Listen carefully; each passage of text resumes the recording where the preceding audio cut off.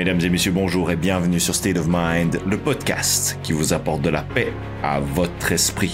En ce premier week-end de printemps, je souhaite vous partager une phrase qui est aussi brutale que puissante. Ce qui ne te tue pas te rend plus fort. Et cette phrase a été attribuée au philosophe Friedrich Nietzsche. Cette phrase est souvent citée, mais trop souvent banalisée.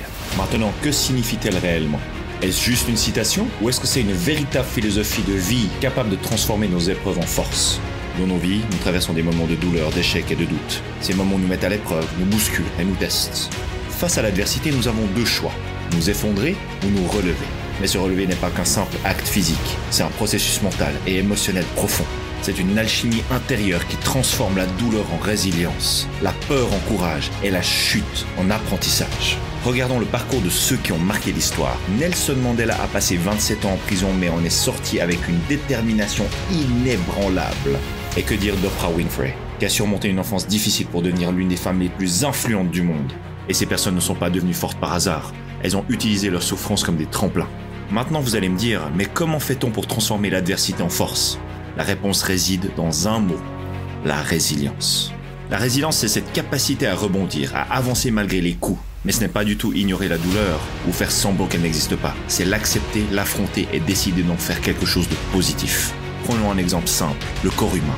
Quand vous allez à la salle de sport et vous soulevez des poids, vous créez des petites déchirures dans vos muscles. Ces micro-lésions se réparent et rendent le muscle beaucoup plus fort. C'est exactement le même principe avec nos épreuves. Elles nous brisent parfois, mais c'est dans la réparation que nous devenons plus solides. La différence entre ceux qui se relèvent et ceux qui restent à terre, c'est souvent de la manière dont ils perçoivent l'épreuve. Si vous voyez chaque difficulté comme une punition ou une fatalité, vous subissez. Mais si vous la considérez comme une opportunité de grandir, vous prenez le contrôle. Beaucoup de gens pensent que les personnes fortes n'ont jamais douté ou jamais souffert. Mais en réalité, la force naît du doute, de la douleur, des cicatrices que l'on porte. Ce qui fait la différence n'est pas l'absence d'épreuve, mais la manière dont nous choisissons d'y faire face. Ce qui nous rend plus forts, ce n'est pas juste l'épreuve en elle-même, mais notre état d'esprit face à elle. Un même événement peut détruire une personne et renforcer une autre. Tout repose sur la manière dont nous interprétons et dont nous décidons d'y répondre. Imaginez juste un instant, deux personnes licenciées du même emploi. L'une s'effondre, se sent victime et abandonne. Et l'autre voit cela comme une opportunité de se réinventer et finit par créer son propre succès. L'événement est le même, mais la réponse est différente. Les épreuves nous changent, mais elles peuvent aussi devenir un moteur. Beaucoup de grandes causes ont été émergées de la souffrance. Des personnes ayant traversé des maladies, créé des fondations pour aider les autres. Et ceux qui ont connu l'injustice se battent pour un monde meilleur. Regardez simplement autour de vous. Les leaders, les visionnaires, les héros du quotidien ont tous une chose en commun. Ils ont pris leurs blessures et les ont transformées en force.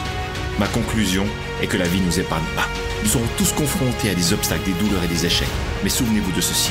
Chaque épreuve que vous surmontez vous rend plus fort. Pas juste physiquement ou mentalement, mais plus sage, plus profond et plus humain. Mesdames et messieurs, merci infiniment d'avoir suivi le podcast d'aujourd'hui. Si vous avez aimé cet épisode et vous souhaitez plus de contenu, n'hésitez pas à vous abonner. En attendant, prenez bien soin de vous et à très vite pour le prochain épisode.